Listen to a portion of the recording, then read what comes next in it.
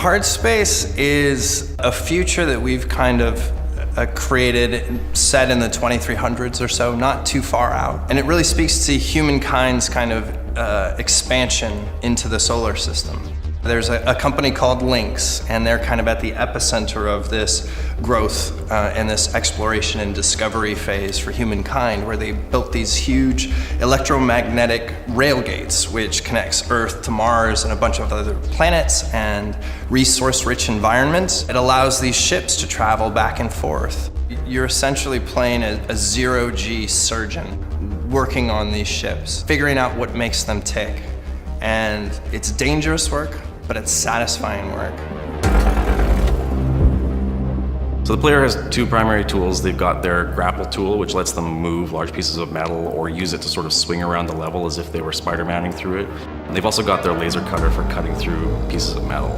And both of these things you become super familiar with and you learn to master, but you can also, through the progression system, get add-ons for these tools or upgrades for them.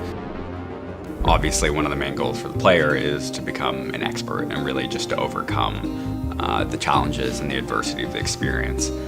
So I would say, you know, having the sense that you've overcome things and become sort of the coolest space cowboy chopping up spaceships is enjoyable, not just for the player, but for people watching as well. It's incredibly enjoyable to see someone that's really good at the game. Over time, you can get more precise tools, but you can also get macro and get more and more powerful tool sets. So you can kind of pick your poison with what kind of player you want to be.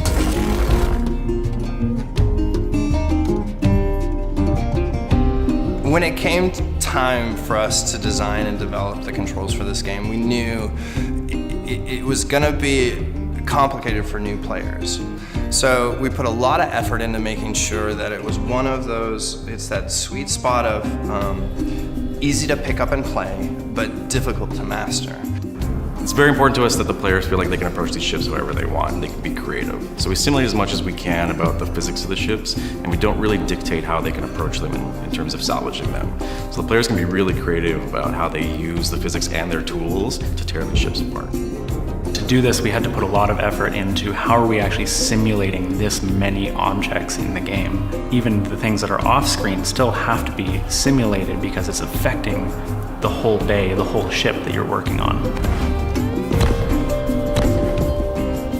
And the more you play and the further you progress in the campaign, the bigger the ships get, the more complicated they get, the higher value of the pieces that you can pull from it become, but also on the flip side, the more dangerous they become. So it takes more thinking, it takes a higher skill level, it takes you upgrading your tools and your equipment and your helmet and your suit.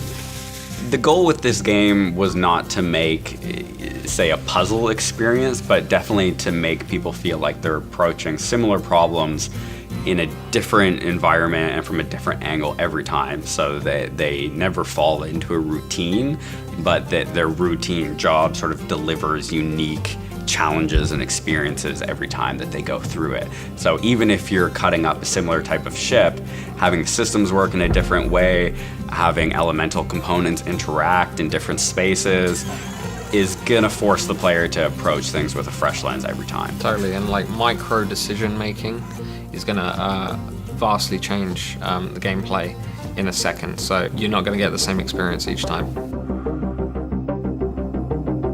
We really embrace this idea of systemic design, which is all about providing this fertile ground for emergent gameplay experiences, either things that the player's experiencing or things that they can do. And it really rewards player creativity with experimentation.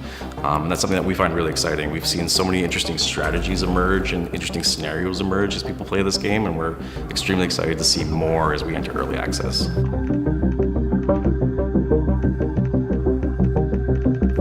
If you've ever said to yourself as a player, I want to be part of the process of making this game, this is your opportunity. If you join us on Discord, if you join our conversations, if you give us feedback, this will be a chance to really get involved in the development of the game.